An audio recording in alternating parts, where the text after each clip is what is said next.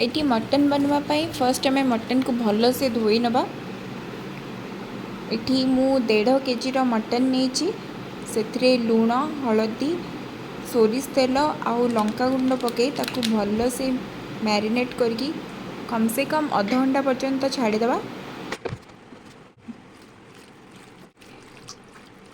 एबे गोटे blending jar नहीं से जीरा लंका अदा रसुण गोटे फाइन पेस्ट बन रखी नवा। पियाज काटिकी रेडी ये पियाज को मु काटी नहीं। एबे आलू को भी एमती काटिकी नहीं जावा। आपण चाहिए बड़ छोट साइज आलू करें मते टिके ए साइज पसंद तो मुझे साइज आलू काट नेली। कड़े गरम हो सारापर से तेल पकईकि आलू को भल से पूरा गोल्डन ब्राउन होला पर्यंत कड़क की भाजी नवा। जमती कि बहुत भी ब्राउन कलर करें कि आलू पोड़ी जीव सब मीडियम फ्लेम रे ही एमती आलू को भाजी नेबे। आलू एमती गोल्डन ब्राउन हो सारा पर ताकू आमे काढ़ी नबा।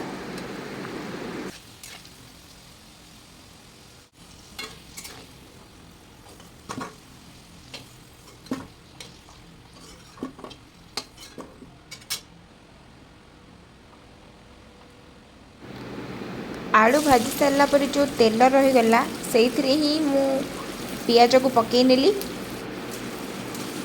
पियाज को एमती हल्का सा भाजी नबा। एटी मु पियाज रे हल्का काश्मीरी रेड चिली पाउडर पकाउची। आ द्वारा कलर बहुत ही बढ़िया आसो एंड राग भी कम लगे कारण एटा कलर पाई केवल एते तीखा लगे।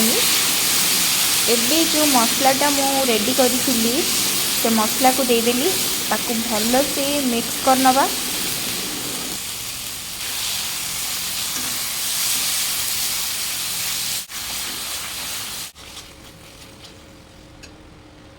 एबे इथरे मु काटी रखिथिबा टमाटो को देदेली।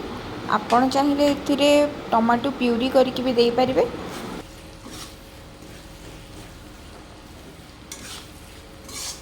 मसला सहित एबे टमाटर को भल से मिक्स कर नवा।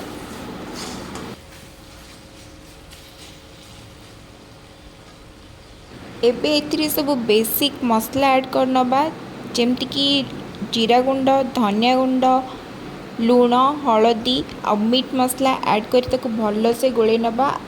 आमे तो लंका गुंड ऐड करथिले पियाज सहित जदि आपण लंका गुंड पकई नथिबे ताले ए टाइम रे ही लंका गुंड भी पकईकी मसला को भल से कषि नेबे।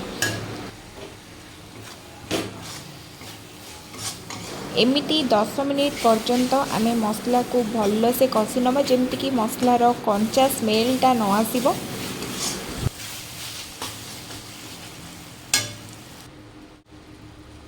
एबे इठी मु होममेड गरम मसला ऐड कर नेली। गरम मसला देकी ताकू भी भल से मिक्स कर नबा। एबे हमर मसला पूरा रेडी हो जाइछि। एथरे एबे आमे मटन दे दबा। मटन देकी ताकू मसला सहित बहुत बढ़िया से एमती गोले नबा।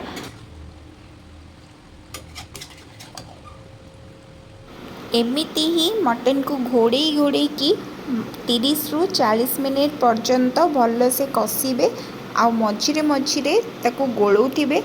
एठी देखंतु मटन जेते भल से कषि होची सेथुरु एक्सेस पानी आउ तेल जहाँ भी अच्छी बाहरी जाउची। एठी मु बिल्कुल भी पानी देइनी किंतु केते सारा पानी बाहरीची।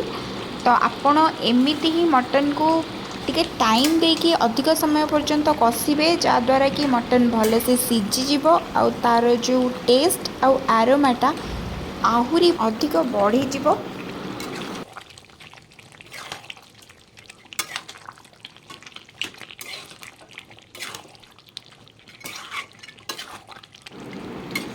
एठी मु आउ टिके मीट मसला आउ गरम मसला देकी भल से गोले नौची। मटन एठी हमर भल से पूरा सीझी गलानी। एठी देखंतु केते सुंदर कलर आछि। मटन को जेते टाइम कषिबे तार टेस्ट आउ स्मेल सेते ही एनहांस हबो। एठी मटन हमर ऑलमोस्ट 80% हो गलानी। एबे एथरे आमे आलू दे दबा। आलू देकी भल से गोले नबा।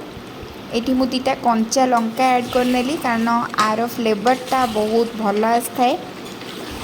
एबे देखंतु मटन केते बढ़िया से सिझी जाइए। एथिरे मु गरम पानी ऐड कर नउची। गरम पानी दबा द्वारा तरकारी टेस्ट बहुत ही भल आए।